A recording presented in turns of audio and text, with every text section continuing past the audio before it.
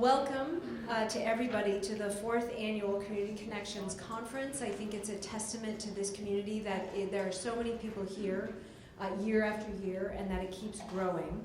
I want to thank Neighborhood and Community Relations for hosting this event, and thank you, David, again for the introduction. I don't want to go any further without acknowledging this has been a difficult week in the city of Minneapolis for everybody. And I want to thank the members of our community, all of you who have been expressing yourself, whether it's in an email, in a phone call, whether it's demonstrations, whatever it is. Thank you for expressing your feelings and your thoughts and your desire for a city that is better than it is now.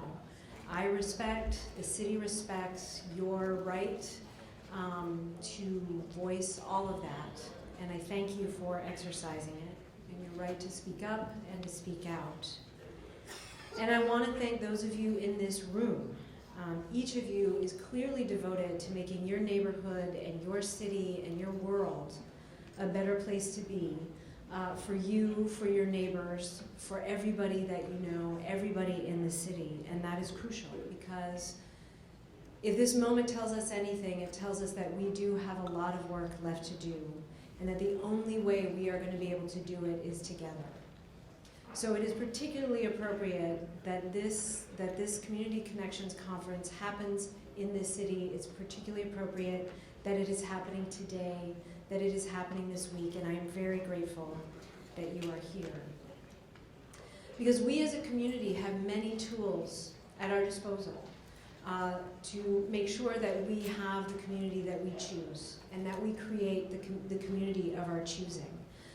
This conference is one of them, a way to meet people, a way to network, a way to talk about what's important to us as a people. And as David mentioned, I do have 3 goals for the city, or 3 things that everything I do gets weighed against. Are we making sure that we are running the city well? Because that basic needs to happen before we can do anything else. Are we doing what we can do to help the city grow? And most importantly, are we making sure that we are growing the city well and running the city well for absolutely every person in it? And for a city that does have such big gaps between white people and people of color, we need to make sure that we are addressing that as part of the fundamentals of whatever we do as a city and as a city enterprise.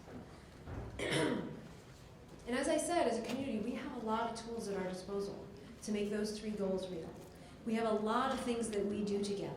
Some of those tools I have and my colleagues here have at our disposal, the tools that we have, the levers at city government that we have and that we are working hard to use in conjunction with the work you are doing in your neighborhoods and the work that we can do together. And one of the tools that we have is the Minneapolis Comprehensive Plan.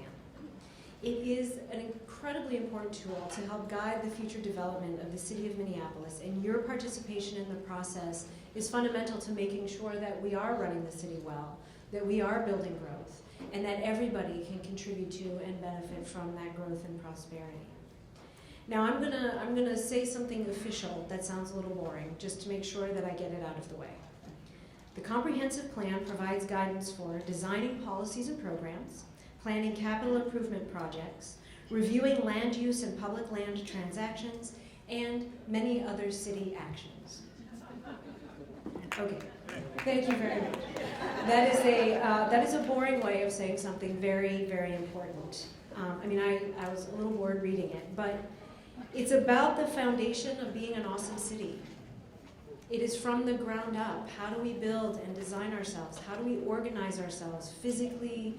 And how we do that in so many ways has an impact on how we can organize ourselves with one another as people, which is foundationally what this is about.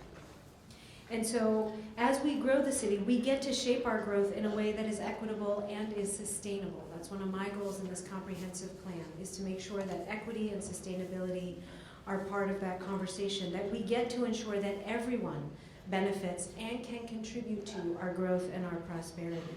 We get to plan for a city with more growth and more jobs while retaining the character of our communities and our neighborhoods. We get to have safe, healthy, affordable, and connected neighborhoods. We get to ensure that our city will be resilient to climate change, and we get to do this together as a city, as a process.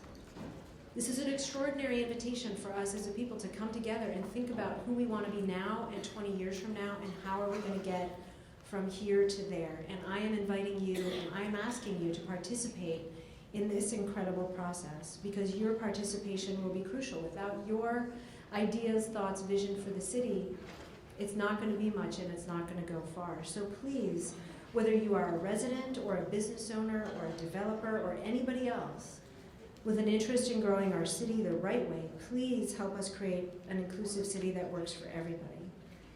Because together we choose a vibrant, growing city where everyone contributes and participates. And this comprehensive plan, it's one of the ways we have to get there, and you're important to it. So thank you again for your commitment to the city. Thank you again for being here today. I'm going to ask you to then transfer this energy into the energy of working on our comprehensive plan and make us and our city even more awesome.